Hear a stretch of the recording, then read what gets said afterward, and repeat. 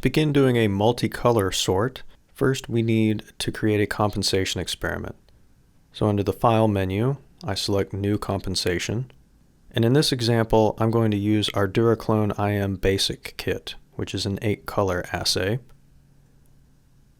And as I'm using VersaComp beads, I don't need an unstained cell or unstained bead control, as an unstained bead control is included in that product. And I'm going to uncheck all of the stains I am not using in this assay. Once I have my 8 colors selected, I'm going to tell the system that I am using beads as my control rather than cells. Once I've done that, a series of blank tubes are created for me, named for each of the channels that I'm using. Now I'll load on my first single stain control, in this case the FITSI stained control. And once it begins displaying data, I'll use my gain adjustment hand tool to move the scatter population of the beads into the region for scatter for FITSI.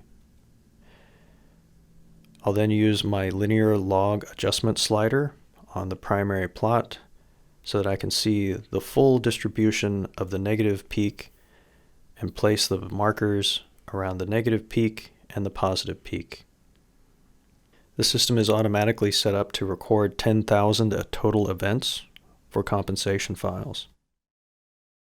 Once the first file is completed, I can unload my sample and move to my next tube, and repeat this process, except for having to adjust the scatter gains. Those will remain for me, but repeating the process of adjusting the linear to log slider and moving my regions over the negative and positive peaks for each of my single color controls.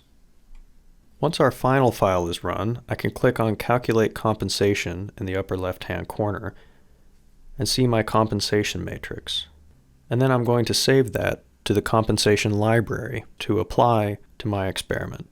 Now that that is saved, I'm going to go to my Cytotrol experiment.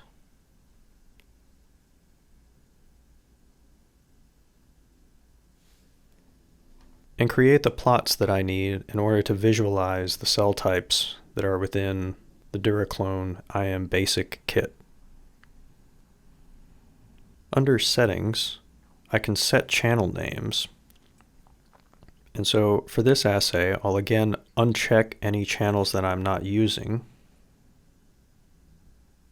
and then use the label region to put in CD numbers that are being used for this kit. And now I'll continue to make the plots that I want to be able to see the populations that I'd like to sort. Now that I have all of my plots created, I'm going to apply the compensation matrix I created earlier. I'll say that I'm taking it from the library, and when I import that, I'm going to import it and convert the matrix based on the current gain settings. CytoFLEX instruments can adjust compensation based on different gains. Once I've done that, I'll begin to run my sample and create the regions and gates that I want to be able to sort. These tubes are stained Cytotrol cells, and so they're essentially a preserved lymphocyte product. And so I'm going to set the threshold based on CD45 expression.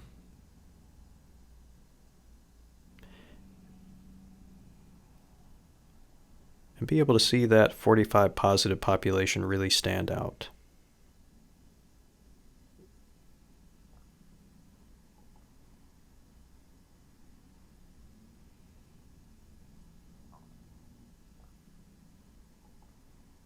Now I can begin to create my regions and gates. I will pick out the 45 positive population, apply that, capture only the singlets,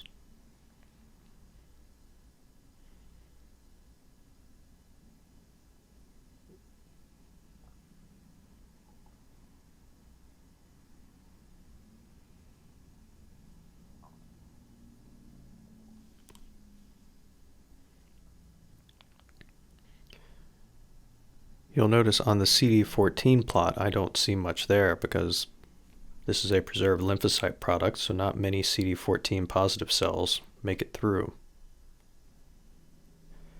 Now I'll begin picking out some of my lymphocyte populations to sort. I'll take the CD3 positive cells and apply that gate to my CD4 versus CD8 plot.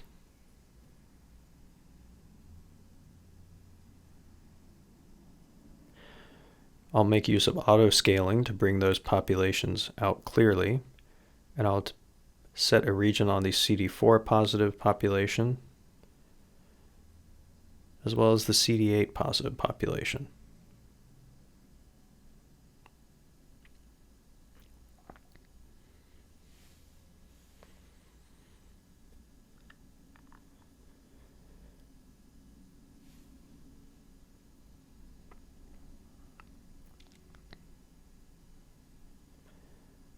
I'll also create a region for CD19 positive cells.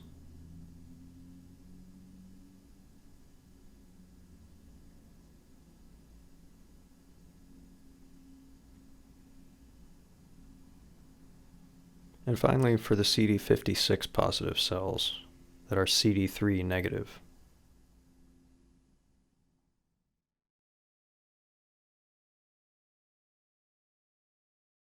Now I'll pull up my tube sorting menu, and I'm going to make this a 4-direction sort, so I'm going to check all of my sort streams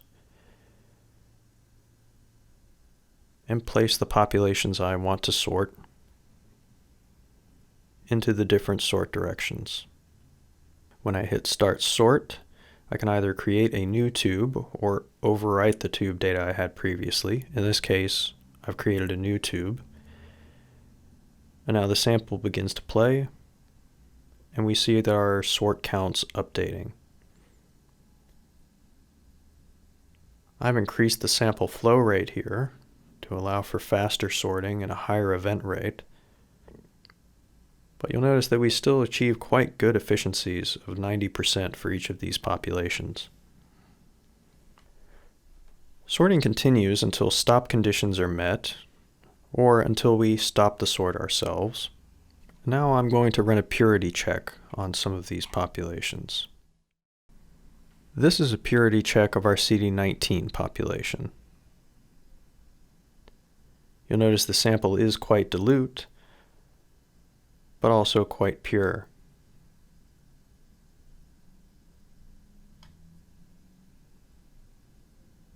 This is a purity check of a more common population, the CD4 population. You'll notice the counts run more quickly, and this is still a very pure sort. This is a purity check of the CD8 population, less common than the CD4s, but more so than the CD56 or CD19 cells in this assay. Finally, we'll check the CD56 positive population, which was as rare as the CD19 positive population.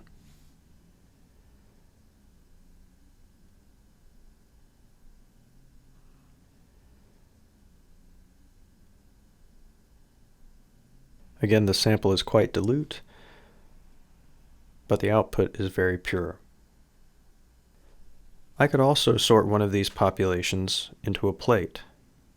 So I'm going to create a new tube and call it CD4 plate and sort CD4 T cells singly into a 96-well plate format.